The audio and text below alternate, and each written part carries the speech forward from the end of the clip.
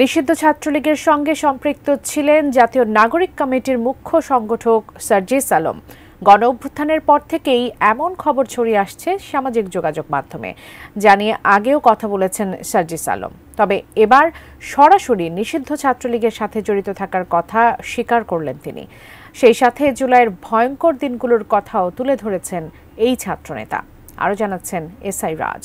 ঢাকা বিশ্ববিদ্যালয়ের যত ছাত্রলীগের পোস্টেড নেতা ছিল তার মধ্যে প্রথম সে ঘোষণা দিয়ে পদত্যাগ করে এবং এরপরই ছাত্রলীগ থেকে পদত্যাগ দেওয়ার একটি হিড়িক শুরু হয়ে যায়।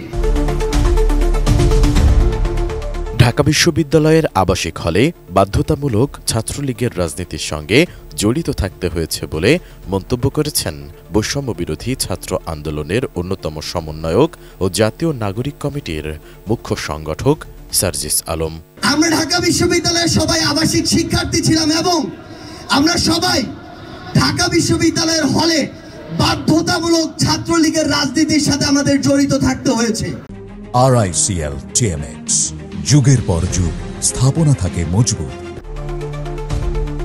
25 জানুয়ারি রাতে পঞ্চগড় স্টেডিয়ামে জেলা বৈষম্য বিরোধী ছাত্র আন্দোলন আয়োজিত কনসার্ট ফর ইউথ অনুষ্ঠানে একথা বলেন সার্জিস আলম।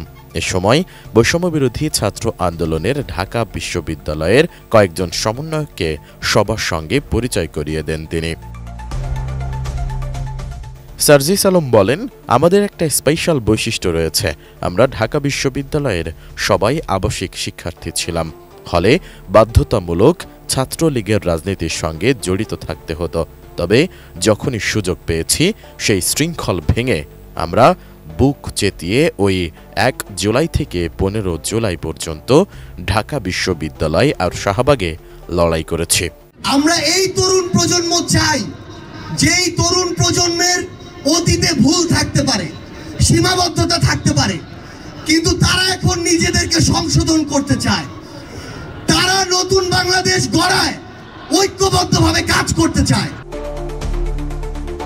গুজব ও আওয়ামী লীগের বিষয়ে সার্জিস আলম বলেন, গুজব লীগ গুজব ছড়াবে, হাজার হাজার কোটি টাকা পাচার করে মুখে চুনকালি মেখে যখন আপনাদের সামনে দাঁড়াতে পারে না, তখন কাঁটাতারের ওপার থেকে তারা আম্মার কথায় প্রোপাগান্ডা ছড়ায়। অনুষ্ঠানে পঞ্চগড় নিয়ে স্বপ্নের কথা বলতে গিয়ে সার্জিস আলম বলেন, আমরা তরুণ প্রজন্মকে নিয়ে নতুন করে যদি আগামীর পঞ্চগড় নিয়ে লড়াই শুরু করি, যে লড়াইয়ে কোনো ব্যক্তি স্বার্থ থাকবে না, কোনো দলীয় স্বার্থ থাকবে না, সবার আগে পঞ্চগড়ের মানুষের স্বার্থ থাকবে।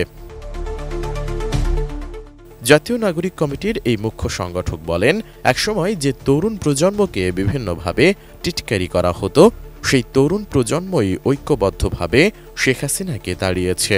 গণ অভ্যুত্থানের সহযোদ্ধারা যখন আমার পাশে দাঁড়ায়, তখন আমরা এক থেকে অনেক হয়ে যাই। পৃথিবীর কোনো পরাশক্তি নেই যে চোখ দিয়ে এই যোদ্ধা সহ আমাদের দিকে তাকায়। এসআই রাজ, ATN নিউজ।